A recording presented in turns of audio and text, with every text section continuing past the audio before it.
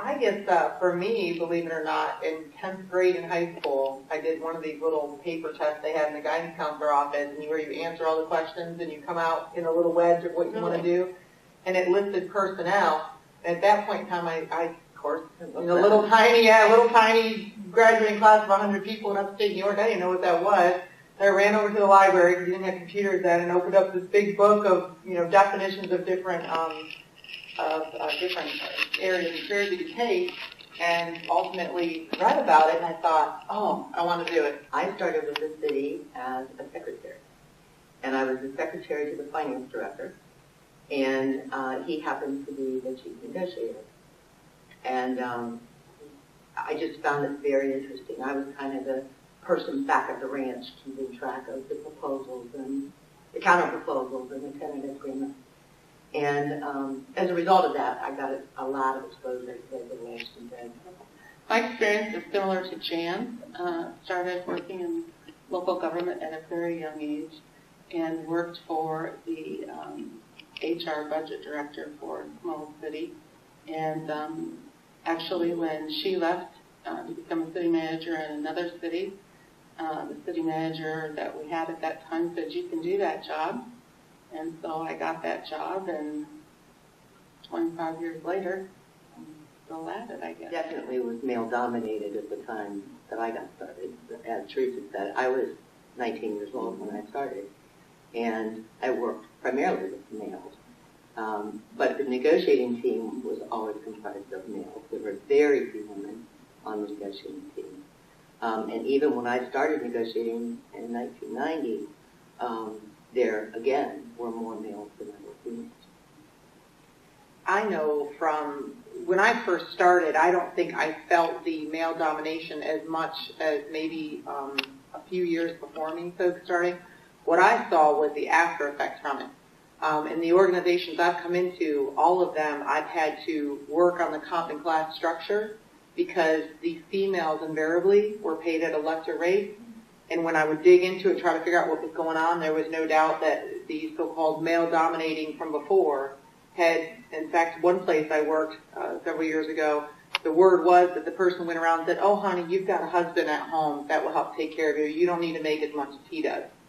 And so that was the kind of structure that I was coming in trying to fix. In my early days with the finance director, when he was serving as chief negotiator with the police union, it was a very contentious time. The negotiations were bad. But we're a collective bargaining state, so this was pre-collective bargaining, so late 70s, early 80s, I guess. And they came back, the city team came back into our office, and they were so rattled because the police officers on the negotiating team came in and put their guns on the table. And it was like, whoa! No. Yeah. So obviously the city team got up and laughed, but it was, I mean, that, and I guess that was when I realized how difficult this profession can be. Now, certainly that doesn't happen anymore, but, or at least not in the city of Columbus it does. Right. But yeah, I think that's when I realized it was a very important job, and one that could be very volatile. I became the first woman city manager in the first community I was at, and I lived in a male-dominated world. And certainly at the table, I was always the only female.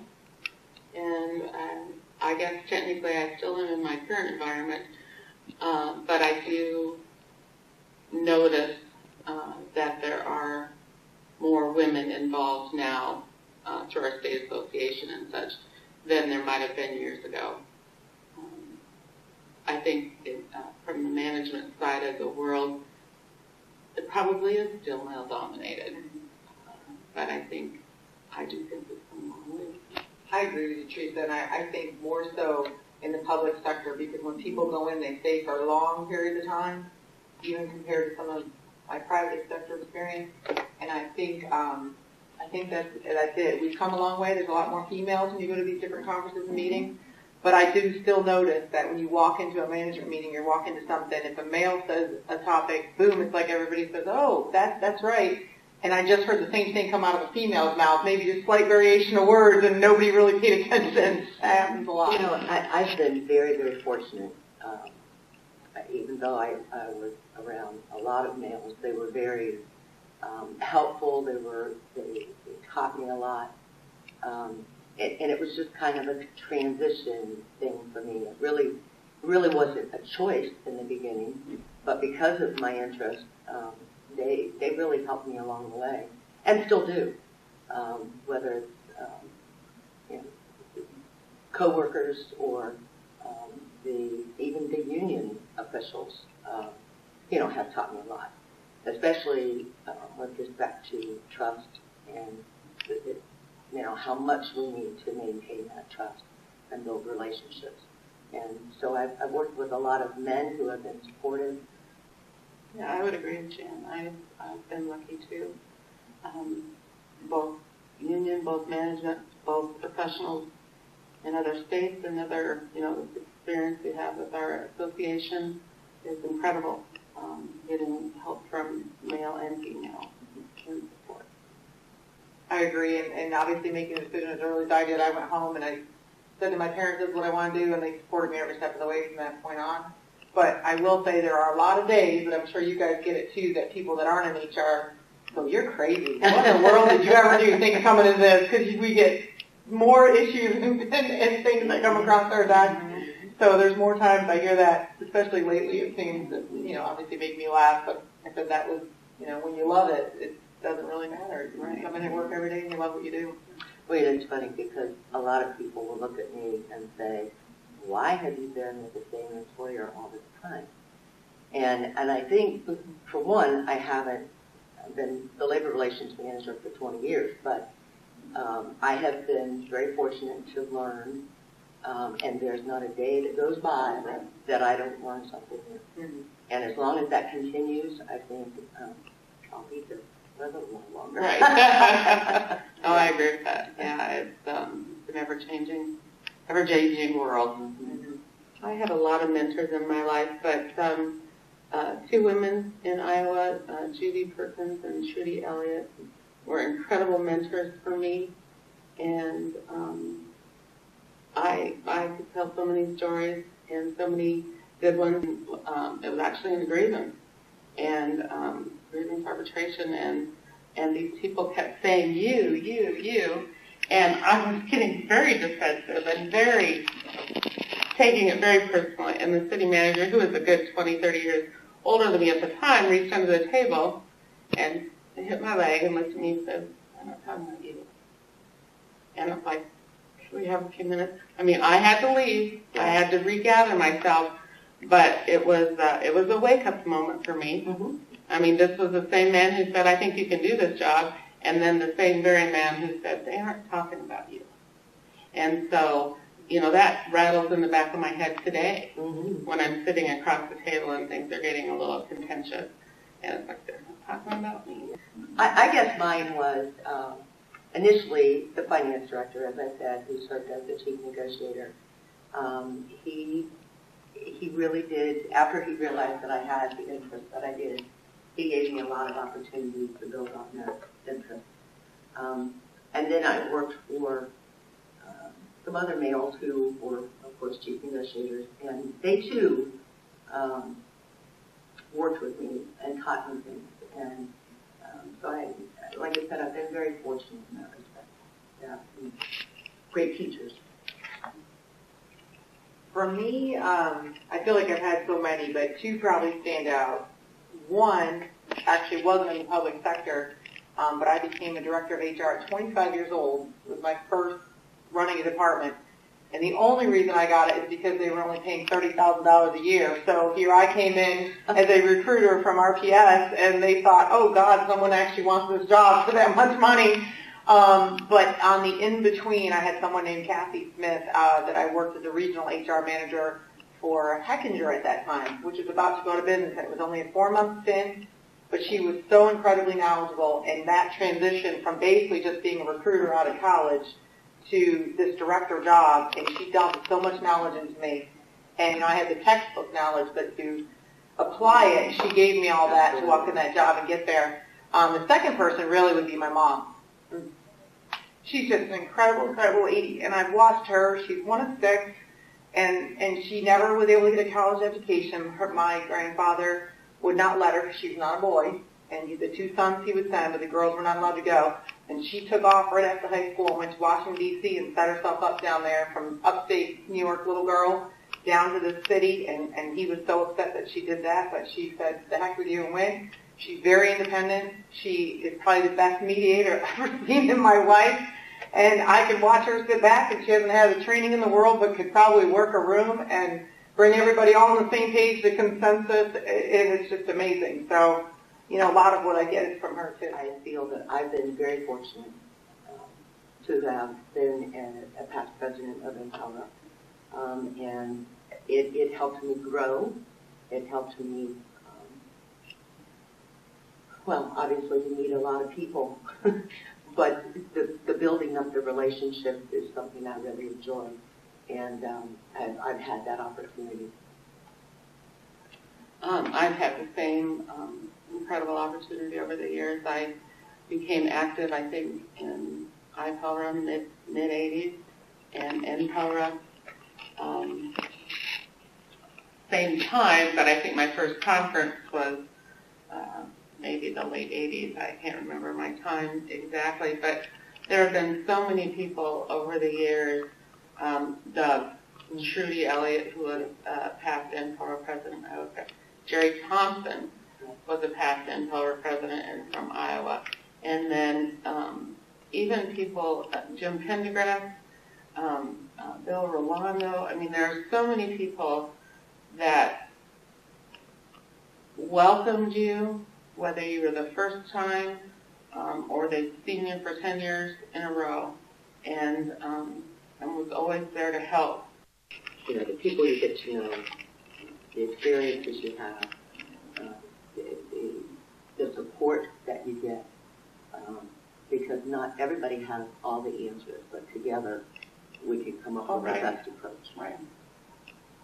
I know for me, getting back to that position, 25, and all of a sudden I'm a director of human resources, and I remember the first real experience that you have where coming from the private sector, there was always somebody up somewhere in a corporate headquarters that you could call, kind of going up the chain of command. And the first time this big issue happened at that organization, I'm like, oh, nuts. It's only me. And I got to figure it out. And that's a really big difference between public and private, that a lot of times if you haven't been in both, it's hard to realize that big difference. And somewhere in the late 90s, because I started that position around 96, an old PELRA flyer came across my desk, and it was inviting to ATC, and I thought, well, wow, this looks like it'd be helpful. And off I went, and the one I remember the most is Doug Duckett. He was at the table, and he was like, hi, how are you? And I did the conference, but I didn't spend the night or anything like that because it was close to my home. And I did that for about 3 years while I did that position, and then I went back to the private sector. And I remember he kept bugging me, saying, you should become a member, you should become a member. I was like, oh, it's okay, I'm fine. I just come in for the ATC, and that was it. And then I went off to the private sector again for almost 2 years, and came out of that and had a municipal job. And I'll never forget when I showed back up for the first time at an ATC, and Doug goes, where have you been? I haven't seen you in a while. And I kind of was shocked that he even remembered who I was. And I said, hi, I went out for the private for a little bit, came back, he goes, you really need to become a member. And he pushed me for about another year or so, and finally I thought, why am I not becoming a member? It would be cheaper. Right. And I paid that membership, but it's so incredible. Once you do that and you become more and more engrossed, and the phenomenal folks, Jan, you, and Marsha Jordan Smart, and Joy Campbell, and Doug, and the list goes on of all the Empower board members, and then somewhere in there you all pushed me and said, why don't you go to National? And so I said, well, I guess I may as well. And next thing you know, I started going to Empower ATCs, and you do the incredible amount of people you meet, and you just start feeling like you're not alone, and you have somebody you can call or somebody that's been through it, and just in general to not feel alone, because you're sometimes on that little island, and you might work in a department of 1 or 2, maybe 3 people in some of these small entities that you work in, and it can be tough at times and overwhelming. So it's nice to have others. Humility is very important, and you do need to seek out the Jan Campbells of the world, or the Kristen from Ohio, and find somebody else to help give you some strength, because you are going to be faced with that situation that none of us like to do, but we have to do it. And if you're able to have some sort of outlet, some sort of relief after that takes place, because we know we have to do it and we are human, you're going to be able to go a little bit further in this world and be successful at your career. You've got to tell the truth, regardless of how popular the message that you're taking is. We just recently had a situation, and we met with each of our unions and told them the position the city had taken. And while they didn't like the message at all, almost all of them said, don't take this personal. Essentially, we're going to fight you, but don't take this personal. And I said, I don't. I mean, you can't take it personal. But first and foremost, I think truthfulness, with that truthfulness comes the integrity and the relationships that you build, and the ability to build those relationships. And without the relationships, your job is just that much harder. I totally agree. I mean, honesty and integrity to me is huge and helps build those relationships to get anywhere. I think just in general, and to not give up. I mean, it is going to be a fight, and frankly, unfortunately in my life, and I'm sure you guys as well, I mean, there's a lot of times you have to end somebody's career, and you know that there's family at home and people that rely on that person's income, and you have to find a way to not let that get to you. If you let the emotions get to you, you start making decisions based on your emotions and feelings, you take the chance of not doing things fairly and consistently that you can then back up to yourself when somebody says, fights you, argues with you. At least they can't say at the end of the day you weren't trying to be fair and consistent. And that can be tough. There's some people that are not made for HR, or at least not made for moving up in HR and labor relations.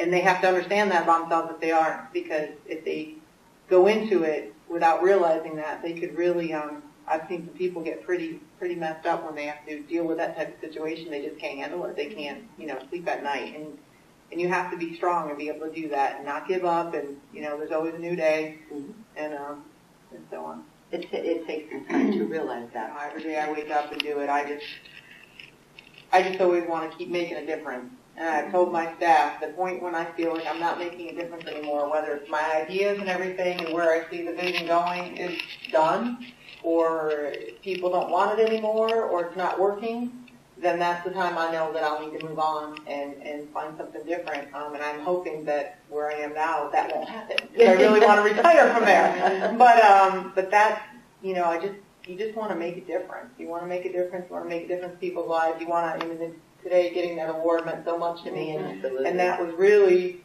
making a difference. I worked hard in the last couple of years with my team, and we got a difference from what they'd ever had at CODA before. So that's the big thing. I feel that huge deal.